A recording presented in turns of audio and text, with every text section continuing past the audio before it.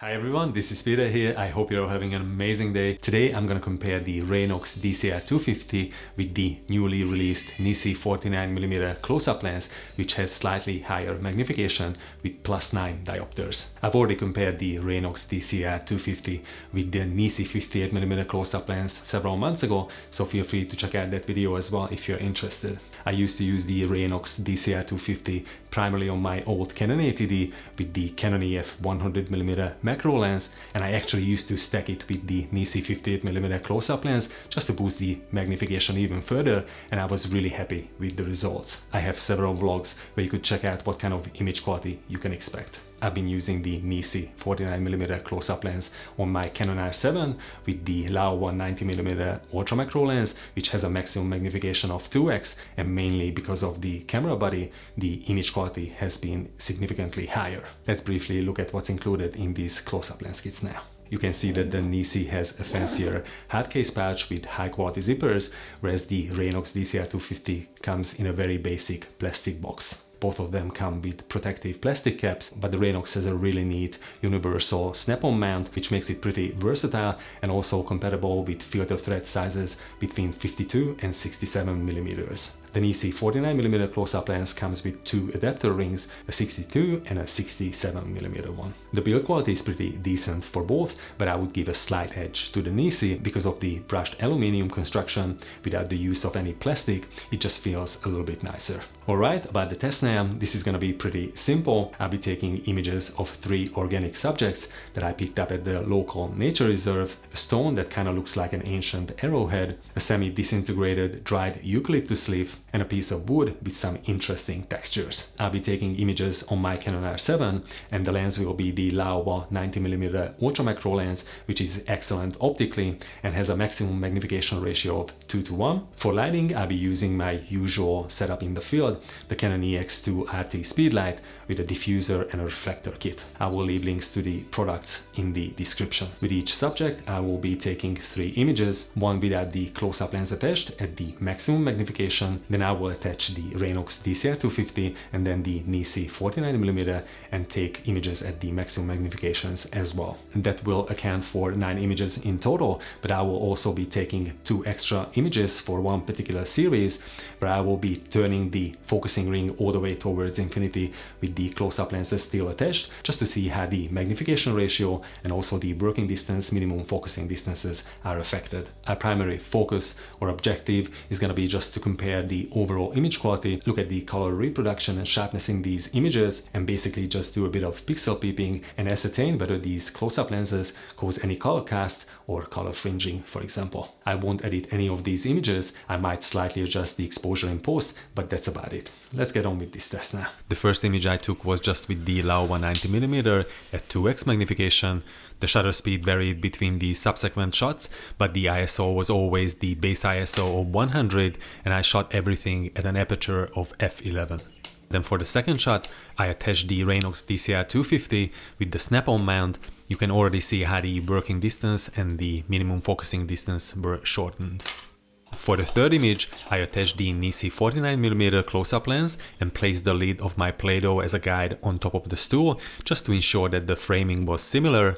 The working distance, even though the magnification is slightly higher at 9 diopters, was actually longer with the NiSi, which is a small bonus for sure when you are shooting skittish insects, for example. For the last 2 shots, I turned the focusing ring all the way towards infinity, then captured this first image with the NiSi still attached, then did the same with the DCR-250. The working distances were virtually the same, but with the DCR-250 it was a little bit longer.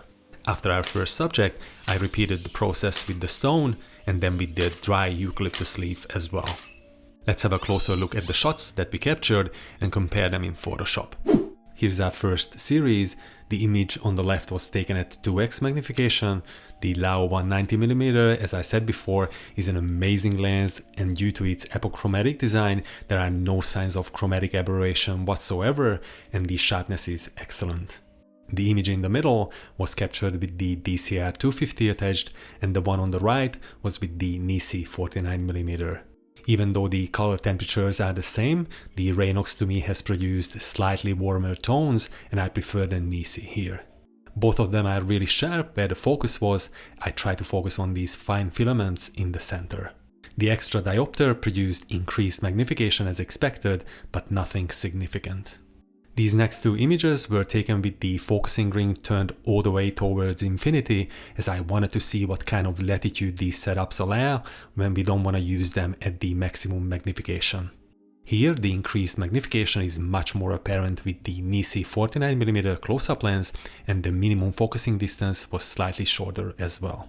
With our second subject, the stone, I was focusing on this patch of iridescent colors on the right side. What became pretty apparent is even though the framing was fairly identical, I tried to do my best. I also noticed that due to the slightly different working distances, the perspective, the viewing angle were also different with these close-up lenses. Once again, the image quality remained really decent, no color fringing, excellent sharpness for both, with a slight increase in magnification for the NiSi as expected. The depth of field is so shallow that we would have to start stacking multiple images to get a subject of this size sharp enough from front to back. I have multiple tutorials for focus stacking, both for handheld situations and also when using a tripod in conjunction with a focus rail for much deeper stacks. Feel free to check out those, I will leave links in the description. Our third and final subject was my favorite. I really like those textural details on the veins of this decaying eucalyptus leaf. Even though the Raynox looks sharper at first glimpse because I nailed the focus on the central stem, the main reason for that though, in my opinion, is the slightly shallower depth of field with the NiSi. They are fairly identical once again in terms of sharpness and color reproduction, and both of them yielded excellent results. It's really hard to pick a winner here.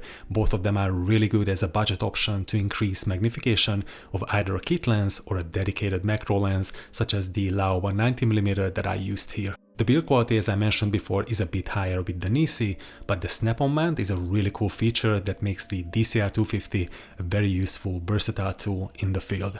If you already own a DCR-250, then I think you should just stick with that, as the NiSi's slightly better optical performance wouldn't be a significant upgrade.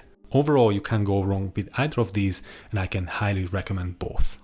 I hope you have found this comparison useful. If you have any feedback, please leave a comment down below and I'll get back to you. Also remember that all the links to my gear are in the description. Some of them are affiliate links, so if you end up purchasing, you'll also help me run this channel via a small commission. If you're new to the channel, don't forget to subscribe. You might also want to check out these next. Thanks again, and catch you very soon in the next one.